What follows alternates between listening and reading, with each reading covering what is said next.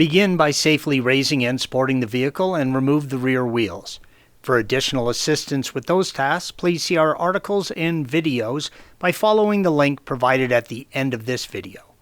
The parking brake is electronic, therefore there are no handles or cables that need to be worked on. In order to handle the caliper during the removal process, you will need to disconnect the wear sensor from the electrical line. Release the electrical connector by using a flathead screwdriver and rotating it to release the clip indicated by the red arrow. Next, remove the two T55 torque caliper mounting bolts, red arrows. Always replace these bolts, they are single use only. Once the caliper can be removed from the rotor, you will need to handle it carefully as to not stress or damage the brake line. Never let the caliper hang by the brake line. If the brake line snaps or starts to bleed, you will need to replace the line and bleed the system. You must support the weight of the caliper with a rope or hanger. You can now remove the two locating screws, red arrows, holding the rotor to the flange. There is a good chance these screws will be stuck if it is the first time they are being removed. Use an impact driver to help break them loose. Once you remove the screws, use care as the rotor is now free. The rotors are extremely heavy and you do not want to drop it. Depending on the age of the rotor and where you live, you might need to tap the bell of the rotor or use a screwdriver in between the cooling slots on the edge to break the rotor free. This image shows the adjuster with the hub off, red arrow. The parking brake shoe is still holding the rotor. You may need to make this adjustment before getting the rotor fully off. Rotate the rotor until you can see the adjustment fixture.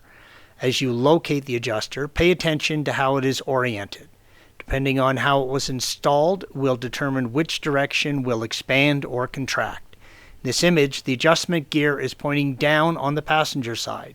Therefore, rotating the gear towards the front of the car will contract, while rotating the gear towards the back will expand the brake shoe spanner.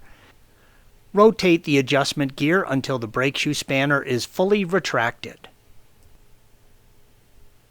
Here you can see the spreader lever at the end of the parking brake mechanism, red arrow. You're going to be removing and reinstalling both retaining springs on the brake pads, blue arrows. This job can be incredibly frustrating if you do not have the right tool.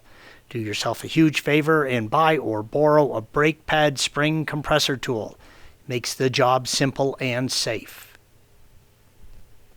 Remove both springs by pressing them in all the way to the pads and turning them 90 degrees. With the springs removed, you can remove the springs holding both parking shoes together.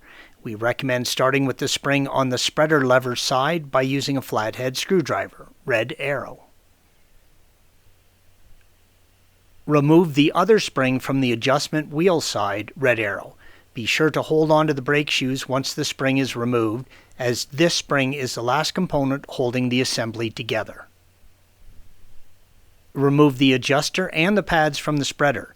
Take note of the pad orientation as the opening in the pads for the springs must go back in the same direction. Zip tie the spreader lever, red arrow. Disconnect the electrical connection on the back of the spreader lever by gently rotating a flathead screwdriver in the release tab, red arrow. Use a 10mm socket to remove the 4 bolts holding the dust shield on, red arrows. Use a T50 torque to remove the 2 screws holding the spreader lever, red arrow. During installation, you will tighten them to 10 Newton meters or 7.5 foot-pounds with a final tightening of 60 degrees. You can now pull out the full electronic actuator. Installation is the reverse of removal. Make sure that the springs are securely connected to the wheel carrier.